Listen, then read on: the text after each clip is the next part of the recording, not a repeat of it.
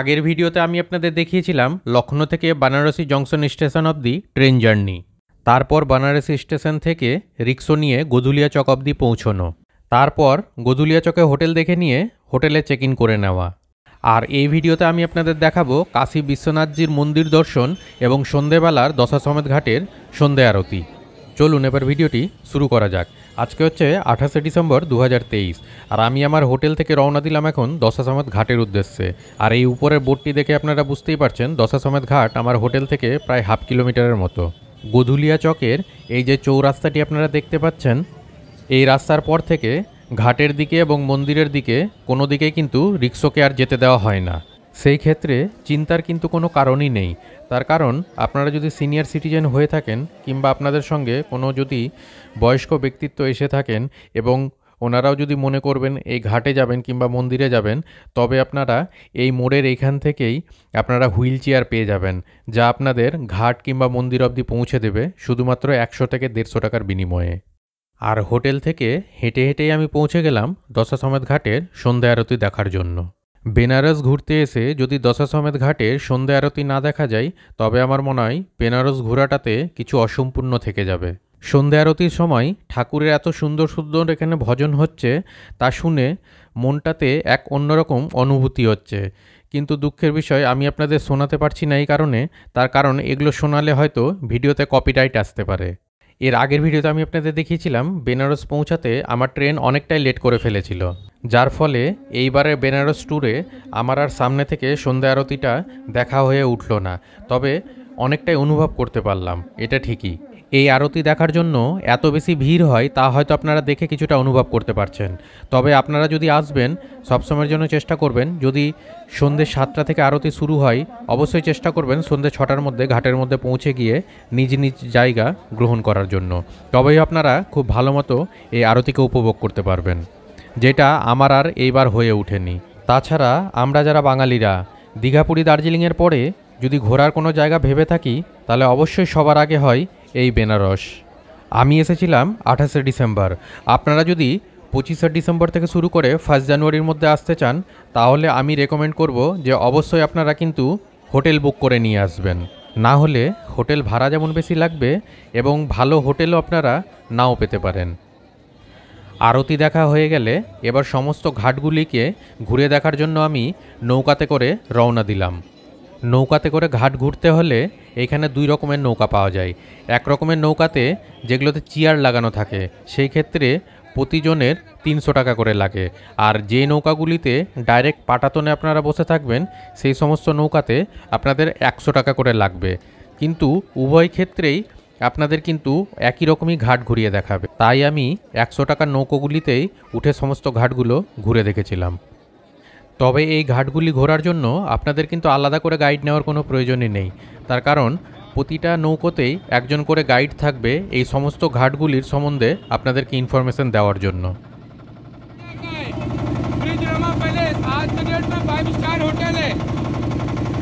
चौसठ योगिनी माता का मंदिर है, सभी लोग हाथ जोड़ के नमस्कार कर लीजिए। बंगाली आश्रम है, सुबह शाम हरे राम हरे कृष्ण का भजन होता है। महाभारत के 5 पांडव इधर में स्नान किए थे, इसीलिए ये घाट उनके नाम से जाना जाता है।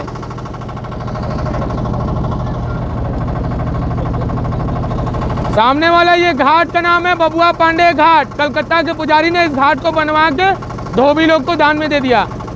सभी लोग हाथ जोड़ के नमस्कार कर लीजिए। देखिए ये घाट का नाम है राजा घाट। राजा घाट बाजीराव पेशवा महाराष्ट्र महाराजा का है ये। काशी में सभी घाट पे स्नान करिए, कोई दिक्कत नहीं होता है। नारद घाट पे अगर हस्बैंड वाइफ स्नान करते हैं तो आपस में टेंशन बनता है, मतलब झगड़ा होता है, इसीलिए नारद घाट पे कोई भी स्नान नहीं करता है।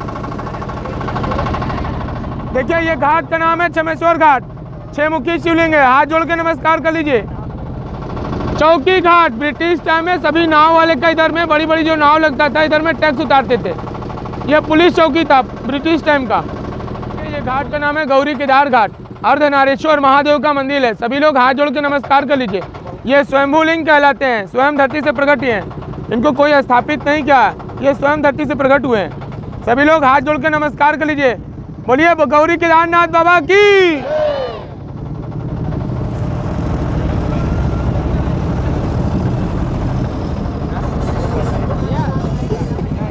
देखिए ये घाट का नाम है सत्यवादी राजा हरिश्चंद्र घाट। राजा हरिश्चंद्र जी ने यहाँ पे नौकरी किया था डेड बॉडी जलाने का। सभी लोग हाथ जोड़ के नमस्कार कर लीजिए, बोलिए सत्यवादी राजा हरिश्चंद्र महाराज की। देखिए जहाँ पे लाइट जल रहा है ना, राजा हरिश्चंद्र वहीं पे बैठ के यहाँ पे डेड बॉडी का टैक्स लेते थे जलाने का।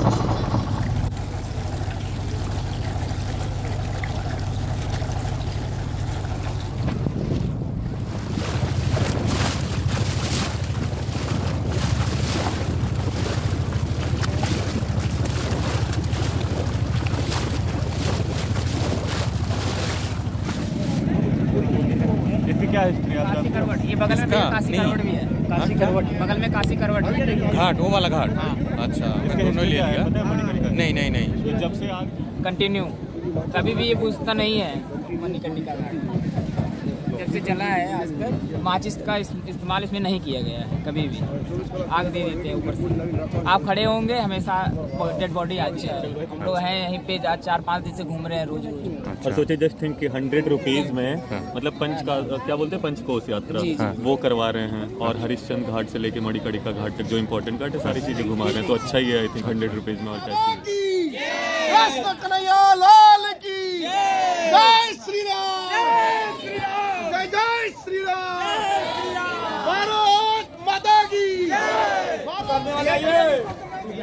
এইখানে আসার পরে মাঝি সবাইকে বলে দিল যারা যারা বিশ্বনাথকে দর্শন করবেন তারা তারা এখানেই নেমে যান, আর আপনারা যারা দর্শন করবেন না তারা নৌকাতেই বসে থাকুন, আমরা আবার আপনাকে আগের জায়গাতেই নামিয়ে দেব।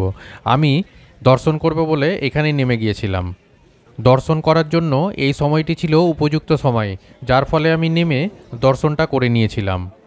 তবে আপনারা যারা পুজো দিবেন বলে মনে করবেন আপনারা সবসময়ের জন্য চেষ্টা করবেন ভোরবেলাতে এসে ঘাটে স্নান করে নিয়ে পুজোর জন্য মন্দিরে প্রবেশ করতে।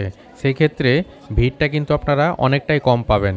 না হলে যত বেলা বাড়ে, বেলা বাড়ার সঙ্গে সঙ্গে লোক সংখ্যাও কিন্তু প্রচুর পরিমাণে কিন্তু বেড়ে যায়।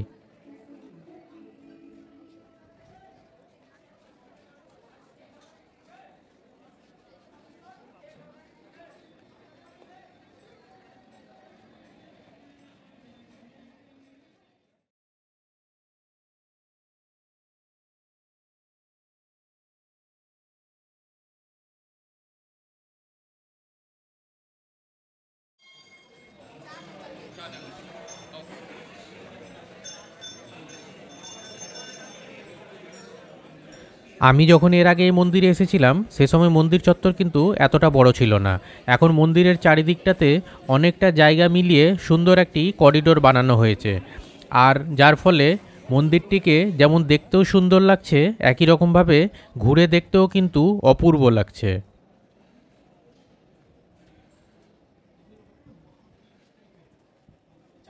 মন্দিরের এই সমস্ত জায়গাগুলি যে নতুন তা আপনারা দেখে বুঝতেই পারবেন। এই দেখুন, এই সমস্তগুলোকে ভেঙে নিয়ে মন্দিরের করিডোরটিকে নতুন করে বানানো হয়েছে। আর এই হচ্ছে মূল মন্দিরটি, যেখানে ভিডিওগ্রাফি অ্যালাউ নেই। এই মন্দিরের মধ্যে প্রবেশ করার সময় মোবাইল কিংবা ক্যামেরা কোনো কিছুই ভেতরে নিয়ে যাওয়ার কোনো অনুমতি নেই। আর এই সমস্ত গ্যাজেটগুলিকে আপনারা পুজো সামগ্রীর দোকানেও জমা রেখে যেতে পারেন, না হয় বিনামূল্যের মন্দিরের সরকারি লকারেও রেখে যেতে পারেন। আর এরপরে আমি নিয়েছি আমার কাছের একটি নতুন খাবার, চিড়ে দিয়ে মটরশুঁটি দিয়ে, যেটাকে চিড়ে মটর বলা হচ্ছে। তবে এই দোকানে মিষ্টি মিষ্টান্ন থেকেও অনেক কিছুই পাওয়া যাচ্ছে। এছাড়াও এখানে গাজরের হালুয়াও পাওয়া যাচ্ছে। আমি গাজরের হালুয়া আর এই চিড়ে মটরটা ট্রাই করেছিলাম এই দোকানের, বেশ ভালো লেগেছিল। তাছাড়া আপনারা যারা চাট পছন্দ করেন তারা এই কাশি চাট ভান্ডারে এসে বিভিন্ন রকমের চাট কিন্তু আপনারা ট্রাই করতেই পারেন। আমার আর চাট ট্রাই করা হয়ে ওঠেনি, যেহেতু আমি রাবড়ি লস্যি এই সমস্ত জিনিস পছন্দ করি, তাই ওগুলো খেতে গেলে এগুলো আর আমি খেতে পারবো না। ওই জন্য আমি কিন্তু এই দোকানের রাবড়ি আর লস্যি ট্রাই করেছিলাম। বেনারসে এসছি আর রাবড়ি লস্যি খাবো না তা আবার কি করে হয়, তাতে আবার মাটির ভাঁড়ের লস্যি। আর এই সমস্ত খাবারগুলি খাওয়ার পর পেটে কিন্তু আর জায়গা ছিল না, যার ফলে এটাকেই রাতের ডিনার হিসাবে ধরে নিয়েছিলাম। তবে আপনারা যারা এই ধরনের খাবার না খেয়ে ভাত কিংবা রুটি দিয়ে রাতের ডিনার সারতে চাইছেন, আপনারা এই ধরনের অনেক খাবারের অপশন পেয়ে যাবেন এখানে। আমি মন্দিরের মধ্যে প্রবেশ করেছিলাম ঘাটের দিক দিয়ে, মানে পেছন দিক দিয়ে, আর এইটি হচ্ছে মন্দিরে যাওয়ার মূল রাস্তাটি।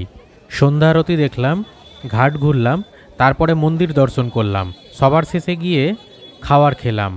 আর এরপরে বেনারসে এসছি, আর বেনারসি পান খাবো না তা কী করে হয়, তাই চললাম বেনারসের বিখ্যাত সেই পানের দোকানে, কেশব তাম্বুল ভান্ডার। অনেক দিন আগে থেকে ভেবে রেখেছিলাম কোনোদিনও যদি বেনারস যাই তবে এই দোকানের পান খাবো, কেনই বা খাবো না, আমাদের মাননীয় প্রধানমন্ত্রী শ্রী নরেন্দ্র মোদীজিও এ দোকানের পান খেয়েছেন। ওই জন্যই অনেক দিনের ইচ্ছে ছিল যদি কোনোদিনও বেনারসে যাই নিশ্চয়ই এই দোকানের পান ট্রাই করব। তাই পানটা তো নিয়ে নিলাম, এখন বাকিটা খেলে বুঝতে পারবো যে পানটি কতটি সুস্বাদু। পানের তো আমার কোনো নেশাই নেই, তারপরেও আমি এসেছিলাম এ দোকানে পান খাবো বলে। পান নিয়েও ছিলাম, পান খেয়েও দেখলাম, তবে পানটা কি আদৌ এই স্বাদের কি না, কিংবা এর থেকে আরও ভালো স্বাদের হয় তা তো বিচার করার মতো আমার কাছে কোনো ক্ষমতাই ছিল না, তার কারণ আমি তো পান খাই না। আর তারপরেও আমি খেয়ে দেখলাম, খাওয়ার পরে এতটুকুই বুঝতে পারলাম যে পানটি যথেষ্ট মিষ্টি।